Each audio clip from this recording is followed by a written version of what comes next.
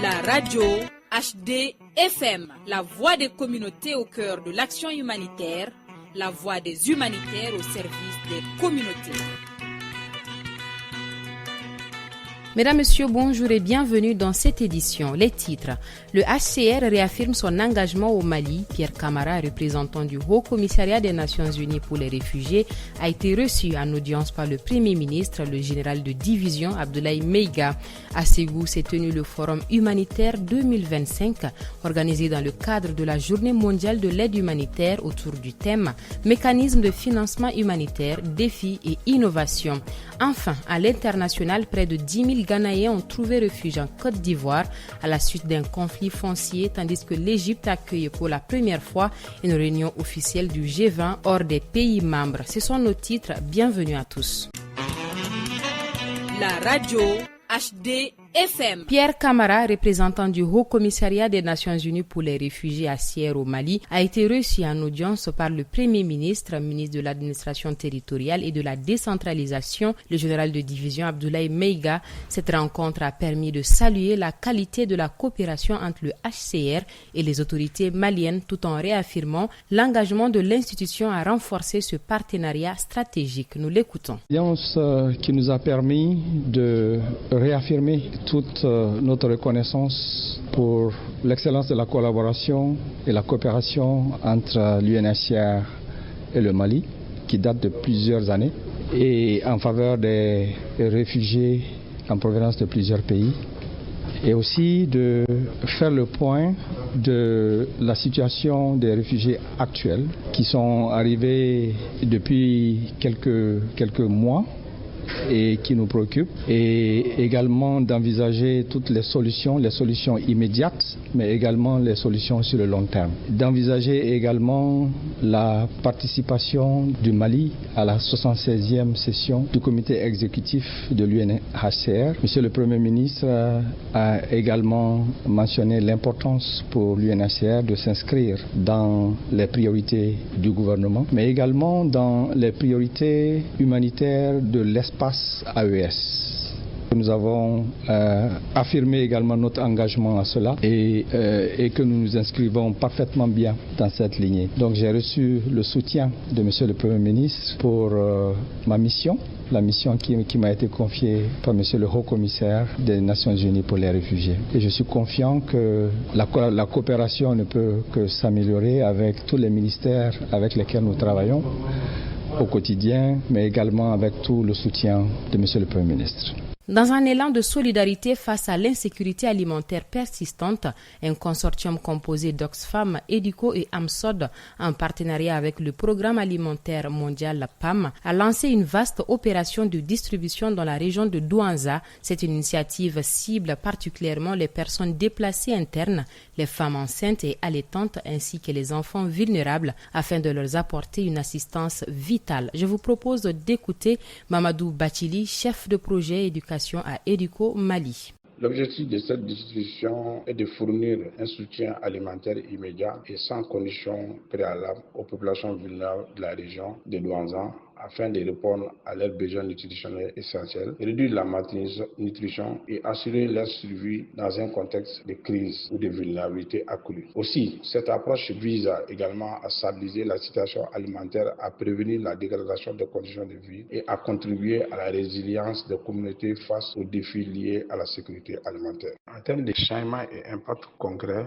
dans un premier temps, c'est de faciliter l'accès à des produits de première nécessité tels que les vivres ou d'autres biens essentiels et réduisant ainsi leur vulnérabilité. Aussi de réduire les écarts entre les groupes sociaux en assurant que les ménages les plus précaires reçoivent une aide adaptée à leurs besoins. De prévenir ou atténuer des crises sociales ou économiques telles que la pauvreté extrême ou la marginalisation. De renforcer la cohésion sociale en montrant que les autorités ou les ONG prennent en compte les plus vulnérables, ce qui peut encourager une solidarité accrue. Pour renforcer durablement la sécurité alimentaire et la résilience des communautés, il faut obligatoirement mettre en place un système de suivi pour évaluer l'impact immédiat et à moyen terme de la distribution, afin d'ajuster les interventions en fonction des besoins évolutifs des communautés. Aussi de favoriser la collaboration entre l'État, le secteur privé, les communautés, les ONG pour coordonner les efforts et assurer une approche intégrée et durable.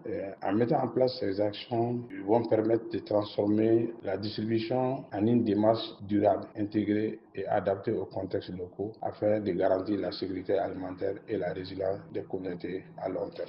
Direction la cité des Balanzans, le 28 août, la ville de Ségou a accueilli un grand rendez-vous humanitaire, le forum organisé à l'occasion de la Journée mondiale de l'aide humanitaire, placé cette année sous le thème Mécanisme de financement humanitaire, défis et innovations. La rencontre a rassemblé autorités, ONG, partenaires techniques et financiers, sociétés civiles ainsi que des personnes déplacées internes et leurs communautés hôtes.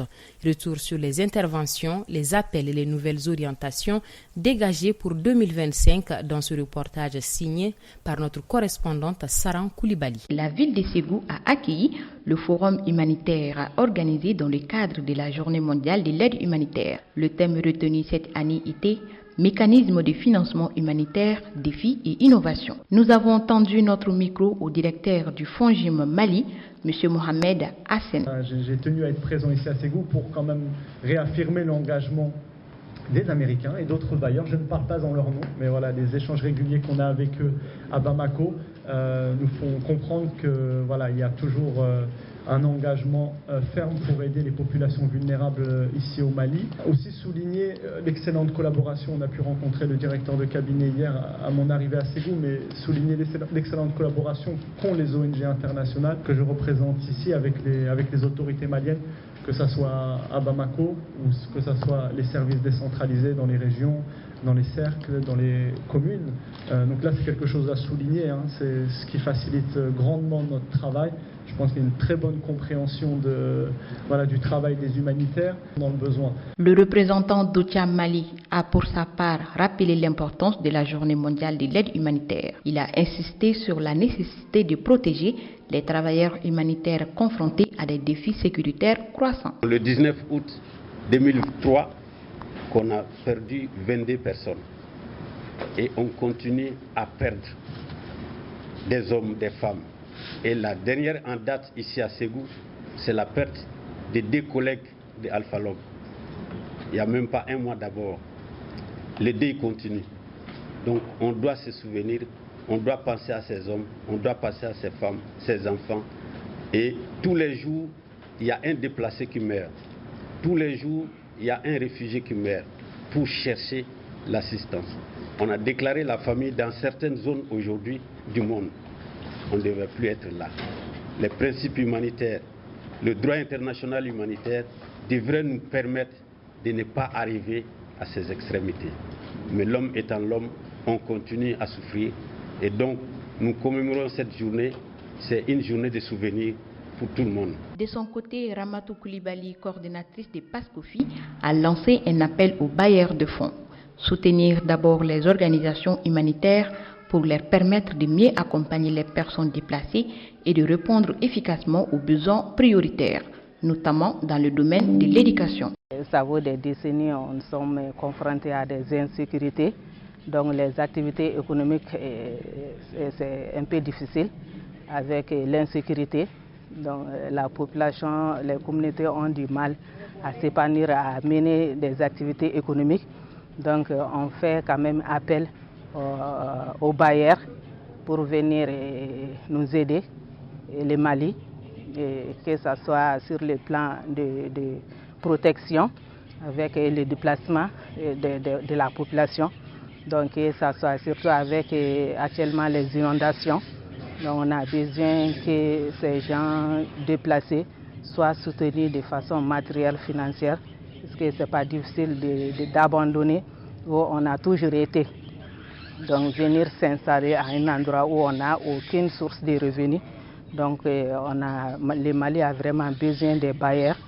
Donc vu qu'il y a la situation d'insécurité, n'empêche, les humanitaires sont sur le terrain, dévoués, et on va faire de nos mieux pour quand même soutenir la population démunie qui sont dans les difficultés. Le forum a également permis de faire le point sur la mise en œuvre des recommandations de 2024 et surtout de dégager de nouvelles pistes pour 2025. Parmi elles figurent l'amélioration de l'accès au financement humanitaire, le renforcement de la coordination entre acteurs et la promotion d'une plus grande inclusion des communautés affectées dans la réponse humanitaire. Actualité internationale à présent, Côte d'Ivoire, nouvel afflux des réfugiés. Ces derniers jours, près de 10 000 Ghanéens ont trouvé refuge en Côte d'Ivoire. Dans la région de Bunkani, femmes, enfants et personnes âgées ont été accueillis dans une demi-douzaine de villages, selon le président du conseil régional. Ce déplacement massif est la conséquence d'un conflit foncier entre communautés. Le Bunkani accueille déjà plus de 30 000 demandeurs d'asile burkinabés, ce qui accentue la pression sur des populations locales déjà très pauvres, comme l'a rappelé Philippe Hian, président du conseil régional.